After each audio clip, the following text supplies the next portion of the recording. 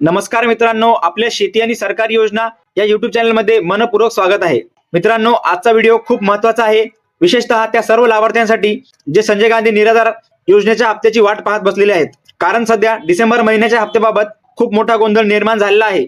अनेकांचे पैसे आलेले नाहीत आणि लोकांमध्ये भीती निर्माण झाली आहे की आता तुमच्या मनात सुद्धा हेच प्रश्न असतील की डिसेंबरचा हप्ता अजून का आला नाही, अचानक नवीन कोणता प्रॉब्लेम समोर आला आहे, खरंच 40 ते 50% लाभार्थी योजनेतून बाद झाले आहेत का, आणि ज्यांचा हप्ता बंद आहे त्यांना पैसे नेमके कधी मिळणार आहेत.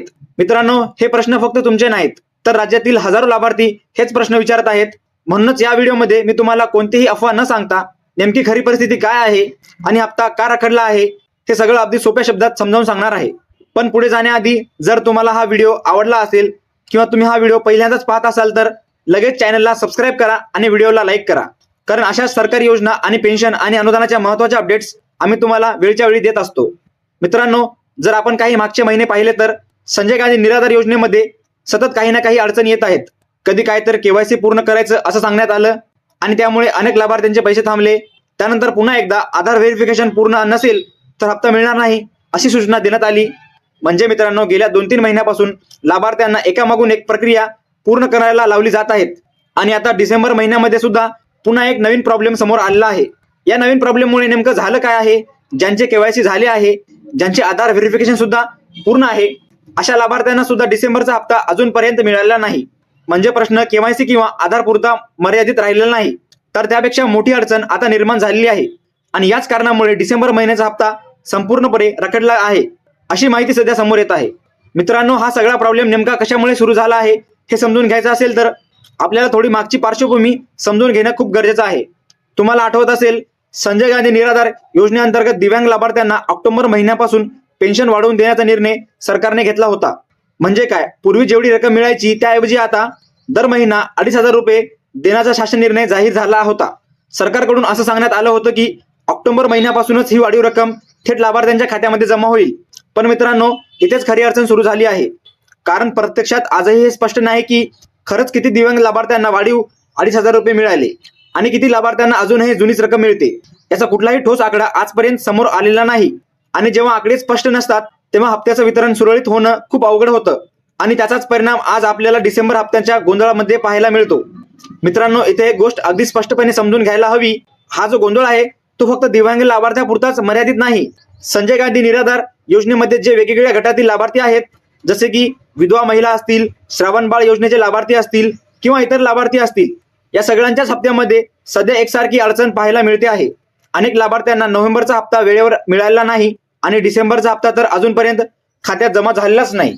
म्हणजे मित्रांनो, हा प्रश्न फक्त एखाद्या योजनेबद्दल किंवा एखाद्या गटाचा नसून संजय गांधी योजनेतील बहुतांश लाभार्थ्यांना भेडसावणारा प्रश्न बनलेला आहे. म्हणूनच आज इतके लोक गोंधळात आहेत, चिंतेत आहेत आणि सतत विचारत आहेत आपला हप्ता नेमका कधी येणार.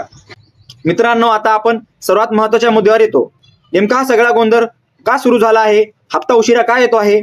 मिळालेल्या माहितीनुसार यामागचं मुख्य कारण एकच नाही तर 2 महत्त्वाची कारणे सांगितली जात आहेत. पहिलं कारण म्हणजे पेन्शनची रक्कम वाढवण्यात आली आहे आणि दुसरं त्याहूनही महत्त्वाचं कारण राज्य सरकारकडे या योजनेची अचूक माहिती आणि पूर्ण आकडेवारी उपलब्ध नाही.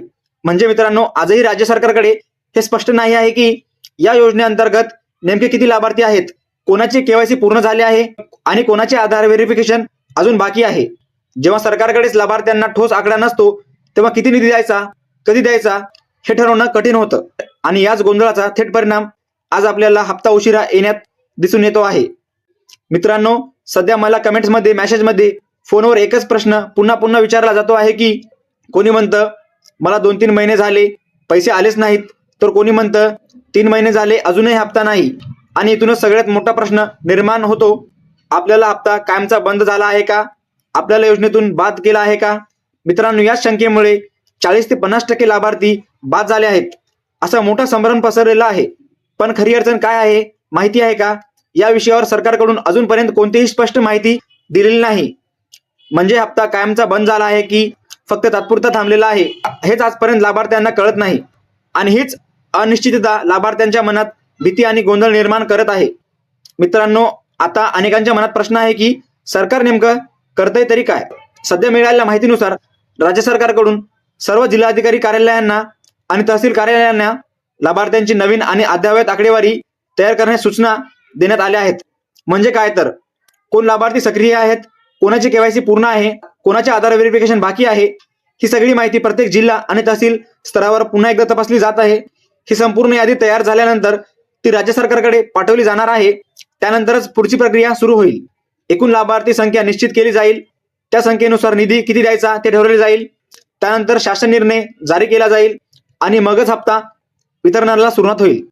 म्हणजे मित्रांनो, सध्या हप्ता न येण्यामागे ही शासन प्रक्रिया सुरू असल्याचं सांगण्यात येत आहे. मित्रांनो, आता सर्वात महत्त्वाचा प्रश्न, डिसेंबरचा हप्ता नेमका कधी येण्याची शक्यता आहे? सध्या जी माहिती समोर येत आहे त्याप्रमाणे डिसेंबर महिन्याच्या शेवटच्या आठवड्यात शासन निर्णय जारी होण्याची शक्यता व्यक्त केली जात आहे. हा शासन निर्णय आला की सर्वप्रथम अधिकृत पोर्टलवर मेसेज दिसेल आणि त्यानंतर 2 ते 4 दिवसाच्या आत हप्ता वितरणाची प्रक्रिया सुरू होऊ शकते. पण मित्रांनो, इथे एक गोष्ट लक्षात ठेवणं खूप गरजेचं आहे. तोपर्यंत लाभार्थ्यांची आकडेवारी पूर्णपणे निश्चित होणं आणि संपूर्ण गोंधळ सुटणं हे खूप आवश्यक आहे. म्हणजे शासन निर्णय येईल तेव्हाच हप्ता येईल आणि त्याआधी थोडा संयम ठेवावा लागेल. मित्रांनो, आजची संपूर्ण परिस्थिती पाहता एक गोष्ट स्पष्टपणे समजते, लाभार्थ्यांचा हप्ता कायमचा बंद केला नाही, पण प्रशासनातील गोंधळामुळे तो उशिरा मिळतो आहे. आणि याचा सर्वात मोठा फटका त्या लाभार्थ्यांना बसतो आहे जे 2-3 महिन्यापासून या पैशांची वाट पाहत आहेत.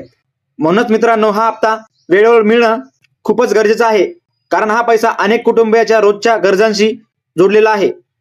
आता मी तुम्हाला एक विनंती करतो, जर तुम्हालाही अजूनपर्यंत हप्ता आलेला नसेल तर खाली कमेंटमध्ये तुमचा जिल्हा आणि तालुका नक्की लिहा. यामुळे आपल्याला नेमकी परिस्थिती समजायला मदत होईल आणि इतर लाभार्थ्यांनाही उपयोग होईल. आणि मित्रांनो, जर हा व्हिडिओ तुम्हाला उपयुक्त वाटला असेल तर व्हिडिओला लाईक करा, जास्तीत जास्त लोकांपर्यंत शेअर करा आणि अशा सरकारी योजना आणि पेन्शन अनुदानाच्या सर्व अपडेटसाठी शेती आणि सरकारी योजना या YouTube चॅनलला नक्की सबस्क्राईब करा. जय हिंद, जय महाराष्ट्र.